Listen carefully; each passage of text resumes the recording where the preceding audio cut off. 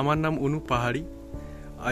আমি recently complete করেছি BSc, এবং বিএসসি কমপ্লিট করার পর ফিউচার নিয়ে অনেক কনফিউশন ছিল, কি করব কি না করব। তখন একটা দাদা বললো যে মেডিকেল রিপ্রেজেন্টেটিভটা খুব ভালো তোর জন্য, এবং আমি খোঁজ পাই এন্ডেভারের, এবং মেদিনীপুর এন্ডেভারের ওখানে আমি যোগাযোগ করি গুগল থেকে, এবং আমি খোঁজ নিয়ে ওখানে জেনে শুনে নিজে থেকেই ভর্তি হই। আর ওখানে মেডিকেল রিপ্রেজেন্টেটিভের সমস্ত রকম প্রয়োজনীয় ট্রেনিং দিয়ে রেপুটেড কোম্পানিতে প্লেসমেন্ট দেওয়া হয়, এবং মোনালিসা ম্যাডাম আমাকে খুব হেল্প করেছেন প্লেসমেন্টটা পেতে।